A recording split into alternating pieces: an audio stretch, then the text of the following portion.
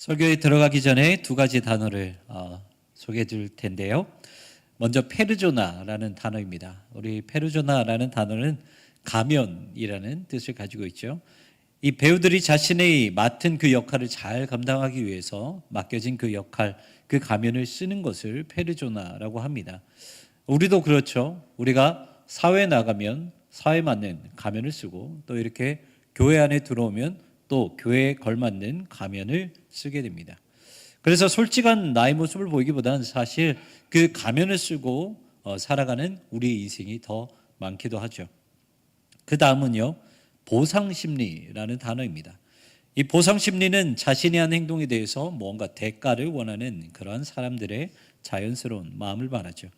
이것은 긍정적으로 보면 내가 노력한 만큼 대가를 얻는 것이기 때문에 뭔가 재충전할 수 있는 힘이 될 수도 있습니다. 하지만 부정적으로 본다면 내가 한 만큼 다른 사람도 해야 하는데 라는 그런 안 좋은 시선으로 얼마든지 볼 수 있다는 것이죠.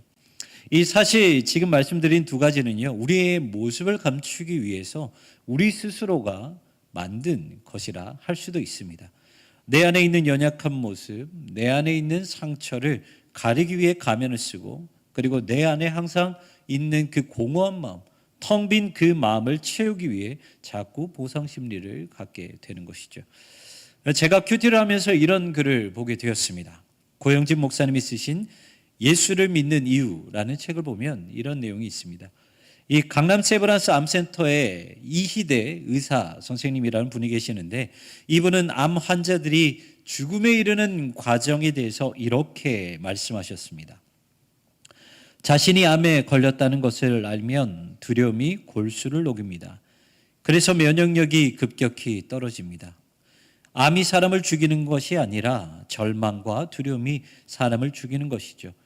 그래서 저는 암 환자들에게 신라 같은 희망이라도 남아있다면 그 희망을 붙잡아야 한다고 말합니다. 그리고 큐티에 나오는 이 글은 이렇게 마무리합니다. 살아가다 보면 질병과 고난, 대적으로 인해 두려움에 사로잡힐 때가 많습니다. 그럴 때는 이 세상을 창조하신 하나님이 우리와 함께 하신다는 것을 기억해야 합니다. 하나님은 능력이 많으시고 사랑이 많으시는 분이기 때문에 하나님을 믿고 하나님께 피해야 합니다. 왜냐하면 하나님은 그분을 신뢰하고 사랑하는 사람을 절대 버리지 않는 분이시기 때문입니다. 주님은 과연 우리가 가면을 쓰고 당신께로 오는 것을 원하실까요? 아니면 너덜너덜한 모습이라 할지라도 솔직한 마음, 솔직한 모습 그대로 당신께 나오시는 것을 원하실까요? 사실 예수님께는 그 어떤 모습도 상관없습니다. 예수님께 중요한 것은 우리가 어떠한 모습이 되었든 간에 당신의 품으로 나오기를 원하고 계신다라는 것이죠. 오늘 본문은 삭개오의 이야기입니다. 아마 이제 이 이야기는 다들 잘 알고 계시리라 믿습니다. 삭개오는요, 세리장이에요. 항상 욕을 먹고 그리고 무시당한 사람이었죠. 그리고 키가 너무 작아서 예수님이 오셨다는 그 소식을 들어도 사람들 때문에 가려져서 보지 못해서 나무 위로 올라가서 그곳에서 예수님을 보게 되었고, 예수님의 부르심으로 인해 그의 모든 인생은 변화되게 됩니다. 이것이 오늘 우리가 함께 살펴본 삭개오 이야기죠. 삭개오 이야기는 이렇게 시작됩니다. 오늘 보면 2절의 말씀입니다. 삭개오라 이름하는 자가 있으니 세리장이요 또한 부자라. 아멘. 성경은 삭개오를 세리장 그리고 부자라고 말을 하고 있죠. 이 당시 세리는 로마에서 정한 세금을 거두어서 로마에 바치는 사람을 의미합니다. 그래서 어떻게 보면 악한 마음을 먹기만 하면 이 세금이라는 명분을 가지고 돈을 더 많이 거두어서 자신의 배를, 자신의 이익을 얼마든지 불릴 수 있는 그런 사람이 세리였죠. 그리고 세리는 유대인이었지만 로마의 편에서 일했던 사람이었습니다. 그러다 보니 누가 되었든 이 세리라는 직분을 가지기만 한다면 욕을 먹을 수밖에 없었다는 것이죠. 하지만 여기에서 우리가 생각해 봐야 될 것이 있습니다. 이 삭개오는 과연 무조건 나쁜 사람이라 정죄할 수 있을까요? 그리고 삭개오의 마음에는 많은 사람들에게 돈을 갈취하였다 해서 그의 마음 가운데는 상처가 없을까요? 세리라는 직업은 사실 아무나 가질 수 없었습니다. 오늘 본문 1절의 말씀을 보면 삭개오가 살았던 동네는 여리고라고 표현을 하고 있는데요. 이 당시 여리고는 3대 상업의 도시 중 한 도시였습니다. 그러다 보니 유대인들뿐만 아니라 전국 각지에서 몰려든 다른 여러 나라들에서 몰려든 여러 사람들이 있었어요. 그래서 세리는 세금을 걷기 위해서 히브리어, 헬라어, 아람어 이렇게 3개 국어를 할 줄 알아야 합니다. 이렇게 능력이 많은 사람이 세리였어요. 하지만 삭개오는 이 직업을 가졌다는 그 이유 때문에 욕을 먹을 수밖에 없고 무시당할 수밖에 없었죠. 여러분, 삭개오도요, 상처가 참 많았던 사람이에요. 삭개오도 유대인이잖아요. 친구도 있었고요, 가족도 있었어요. 그리고 솔직히 말하면 우리는 성경에 기록되어 있지 않기 때문에 삭개오가 왜 세리라는 직업을 가질 수밖에 없었는지에 대해서는 알 수가 없습니다.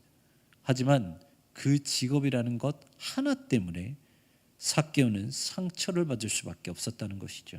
그리고 이렇게 상처를 받은 이 삭개오는, 이 사람의 심리가 그렇죠, 뭔가를 돌려주고 싶은, 뭔가를 복수하고 싶은 그 마음도 있었을 거예요. 그래서 어쩌면 더 많은 세금을 거두어 드린 적도 있었을 것입니다. 그렇게라도 복수하고 싶어서. 그런데 그렇게 하면 어떻게 됩니까? 상처는 상처를 낳으면서 결국 점점 시들어가는 그런 인생을 살 수밖에 없었다는 것입니다. 이렇게 상처 때문에 힘들어할 때 삭개오는 예수님이 자기가 있는 그 여리고에 오신다는 소식을 들었습니다. 예수님이 이때 당시에 정말 많은 그 소문의 중심에 있었기 때문에 삭개오도 예수님이 어떤 분인지는 분명히 알고 있었을 거예요. 그래서 예수님을 만나고 싶었을 것입니다. 그런데 문제는 키가 너무 작았어요. 그리고 예수님의 주변에는 무엇보다 자신을 싫어하는 유대인들이 정말 많이 몰려 있었기 때문에 함부로 예수님께 가까이 갈 수 없었다는 것입니다. 그래서 삭개오가 선택한 것은 나무 위에 올라가서 예수님을 바라보는 것이었어요. 그런데요, 우리는 이 나무라는 것을 생각하면 삭개오가 키가 작기 때문에 예수님을 보기 위해서 올랐던 그런 나무다라고 생각을 하겠지만 사실 이 나무는요, 삭개오가 얼마나 비참한 인생을 살아가고 있는지 그것을 여실히 보여주고 있는 나무가 바로 오늘 본문에 등장하는 나무입니다. 오늘 보면 4절의 말씀입니다. 앞으로 달려가서 보기 위하여 돌무화과 나무에 올라가니 이는 예수께서 그리로 지나가시게 되밀어라. 아멘. 삭개오가 올라간 나무는 오늘 본문에 돌무화과 나무라고 기록을 하고 있죠. 개역 한글 성경과 세번역 성경을 보면 여기에 있는 돌무화과 나무를 뽕나무라고 번역을 하고 있습니다. 그런데 이 원어로 봤을 때 원래 이 나무의 이름은 애굽 무화과 나무입니다. 이 나무가 참 희한해요. 이 나무는요, 잎은 뽕나무 잎을 냅니다. 그런데 열매는 무화과 열매를 내요. 그러니까 정체성이 없는 나무라는 거예요. 뽕나무도 아니고 무화과 나무도 아니에요. 정체성이 없는 나무예요. 그리고 여기에서 나는 무화과 열매는 질도 떨어지고요, 맛도 없는 그런 무화과 열매예요. 여러분, 이것이 삭개오의 인생과 똑같다는 것입니다. 삭개오는 유대인도 아니고 로마인도 아니었어요. 한마디로 정체성이 없는 사람이었습니다. 그리고 그의 인생의 열매는 어떻습니까? 맛은 둘째치고요, 상할 대로 상한 인생이었어요. 하지만 그럼에도 불구하고 그 나무 위에 올라간 이유가 무엇이었습니까? 정체성이 없는 인생이었지만, 썩을 대로 썩어 빠진 그런 인생이었지만 예수님밖에 희망이 없기 때문에 예수님이 아니면 더 이상 자신의 인생은 고칠 수 없는 것을 알았기 때문에 그 돌무화과 나무라 할지라도 그 나무를 타고 예수님을 바라보기 위해 올라갔다라는 것입니다. 그리고 돌무화과 나무 끝자락에서 삭개오에게 드디어 은혜가 임하게 되죠. 오늘 보면 5절의 말씀입니다. 예수께서 그곳에 이르사 쳐다보시고 이르시되 삭개오야 속히 내려오라, 내가 오늘 내 집에 유하여야 하겠다 하시니. 아멘. 삭개오가 간절한 마음으로 올라갔을 때 성경은 삭개오가 예수님을 부르는 것이 아니라 예수님이 삭개오를 쳐다보고 예수님이 삭개오를 부르셨다라고 기록하고 있습니다. 그리고 그 순간부터 삭개오에게 은혜가 시작이 되죠. 그렇다면 어떤 은혜였을까요? 첫 번째 은혜는요, 예수님은 삭개오의 이름을 불러주셨다는 것입니다. 5절 말씀에서 예수님이 삭개오를 보시고 가장 처음으로 하셨던 행동은 삭개오야 라는 삭개오의 이름을 불러주셨습니다.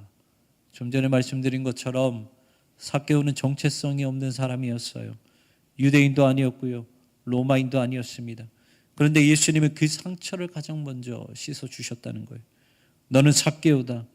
다른 사람들은 너를 매국노라 말하고 욕하고 상처 주면서 정체성 없는 인간이라 부를지 몰라도 너는 나에게 삭개오다. 내가 사랑하는 인생 삭개오다. 이렇게 말씀해 주셨다는 거죠. 예수님은요, 삭개오에게 가장 필요한 것이 무엇인지 알고 계셨어요. 그래서 삭개오가 가장 필요한 것, 제발 누군가 자신이 매국노가 아니라 자신의 이름을 불러줬으면 하는 그 마음을 알고 계셨기 때문에 예수님은 삭개오의 이름을 가장 먼저 불러주셨다는 거예요. 여러분, 이름을 불러주셨다는 것은 그의 인생을 불러주신 것과 똑같다는 것입니다. 여러분, 예수님의 제자가 어떻게 제자가 되었습니까? 부르심으로 제자가 되었다는 거예요. 그리고 그 부르심에 응답하였을 때 제자들의 모든 인생은 바뀌어버렸다는 것이죠. 여러분, 이름을 부른다는 것이 바로 그 의미입니다. 예수님이 우리의 이름을 불러주신다는 것은 이제 너의 인생은 내가 간섭하는 인생이다. 이제 너의 인생은 내가 지켜주는 인생이다. 이제 너의 인생은 내가 이끌어주는 인생이다. 바로 이것이 이름을 부른다는 의미라는 것입니다. 삭개오는 정체성도 없고 항상 외롭게 살아갔던 불쌍한 인생이었습니다. 하지만 주님이 그 이름을 부르셨을 때 그는 이제 혼자가 아닌 예수님께서 간섭하시고 예수님이 이끌어 가시는 그런 인생을 살게 되었다는 것이죠. 그리고 예수님이 그 삭개오의 이름을 불러주셨을 때 삭개오는 어떻게 합니까? 꽁꽁 닫아주었던 자신의 마음을 예수님께 열어보이고 그때부터 삭개오의 상처가 조금씩 치유되기 시작했다는 것이죠. 이것이 삭개오가 받은 첫 번째 은혜였습니다. 그리고 두 번째 은혜는 예수님께서 삭개오의 집에 들어가겠다라고 말씀하셨다는 것이죠. 오늘 본문 5절 뒷부분에 예수님께서는 이렇게 말씀하십니다. 삭개오야, 속히 내려오라. 내가 오늘 너의 집에 유하여야 하겠다 하시니. 주님께서 삭개오의 집으로 들어가신다는 것은 단순히 방문하겠다라는 것이 아니에요. 예수님이 직접 들어가겠다라고 말씀하신 것은 상처와 울분이 쌓여있는 삭개오의 마음에 예수님께서 직접 들어가겠다라고 하신 거예요. 제가 이전에 사역했던 교회에 어느 집사님 한 분이 계셨어요. 제가 담당했던 교구 집사님이라 이제 항상 이제 신방을 요청할 때마다 이 신방을 가게 되었죠. 그런데 저는 이 집사님이 신방 요청할 때요, 너무 괴로웠어요. 사실 그래서 이 집사님 댁은 별로 안 가고 싶었어요. 근데 왜냐하면 이 집사님이 싫어서가 아니고요, 집사님 댁에 가면 맨날 울고 왔기 때문이에요. 너무 괴로워서. 이 가정에는요 4명의 식구가 있었는데요, 남편 집사님은 두 눈의 시력이 나빠져서 일도 못 하셨고, 그리고 아내 집사님은 무릎이 닳을 대로 닳았고 발과 발목이 돌아가서 목발을 짚지 않으면 걸을 수 없는 그런 상태였어요. 그리고 아들 둘이 있었는데 큰아들은 맨날 쓰러졌고요, 그리고 둘째 아들은 당뇨가 너무 심해서 발목을 잘라낼 수밖에 없는 상황이었어요. 여러분, 4명의 가족 중에서 온전하신 분이 한 명도 없었어요. 매번 신방 좀 와주세요 가잖아요, 매번 눈물을 흘리고 그냥 나와요. 할 말이 없어요. 제가 신방 때 솔직히 말씀드렸어요. 집사님, 제가 무슨 말을 하겠습니까?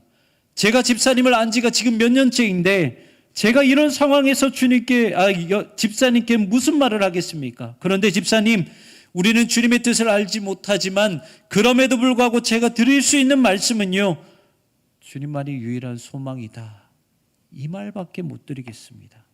집사님 같이 기도하시죠. 죽이 되든 밥이 되든 기도하시죠.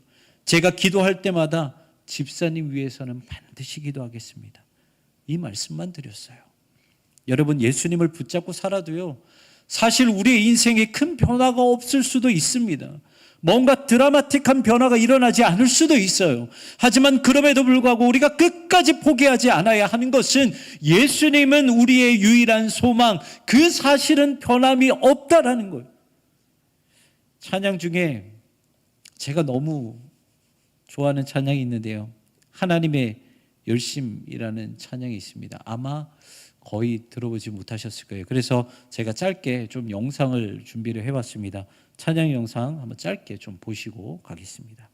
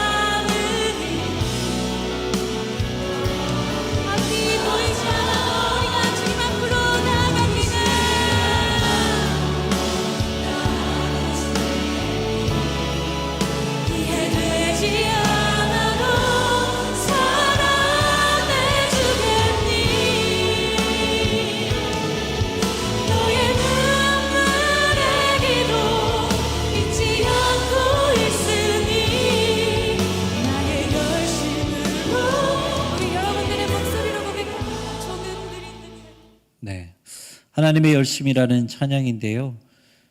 지금 들은 이 후렴 부분의 가사, 이 가사에는 주님께서 우리에게 이렇게 말씀하신다는 그 고백이 기록되어 있습니다. 조금 느린 듯해도 기다려주겠니? 조금 더딘 듯해도 믿어줄 수 있겠니? 네가 가는 그 길 절대 헛되지 않으니 나와 함께 가자. 앞이 보이지 않아도 나아가 주겠니? 이해되지 않아도 살아내 주겠니? 너의 눈물의 기도 잊지 않고 있으니 나의 열심으로 이루리라.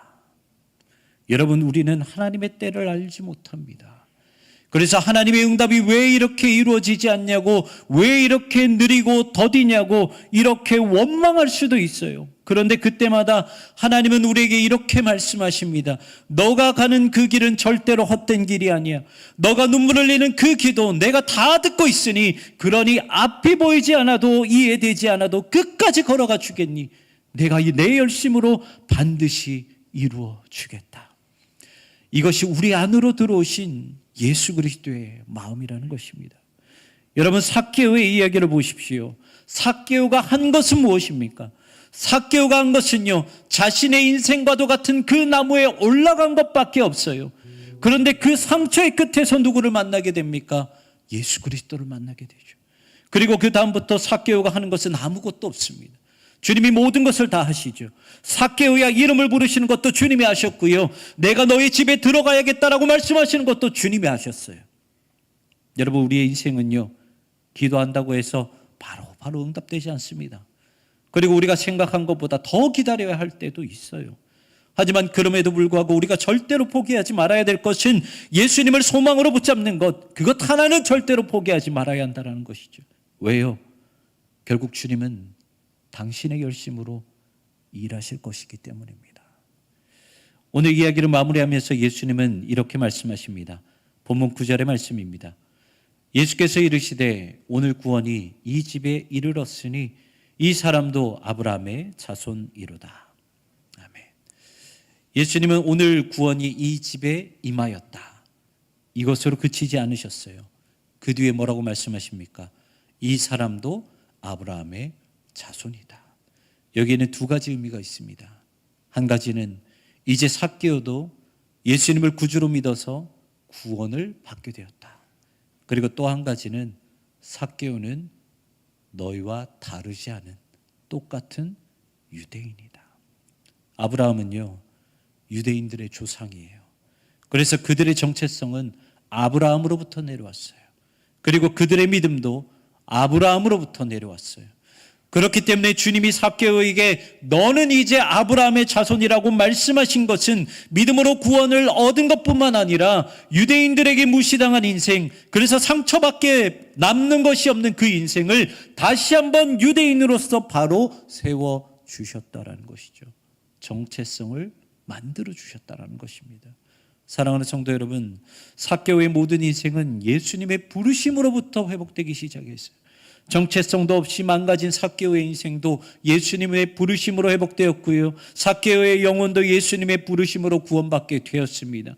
기도에 응답이 없고 내 인생의 변화가 없어도 주님은 절대로 우리의 인생을 포기하지 않으시는 분이에요. 왜냐하면 주님께서도 우리의 이름과 우리의 인생을 부르셨기 때문이에요. 사랑하는 성도 여러분, 오직 예수님만이 우리의 소망입니다. 희망을 버리지 마십시오.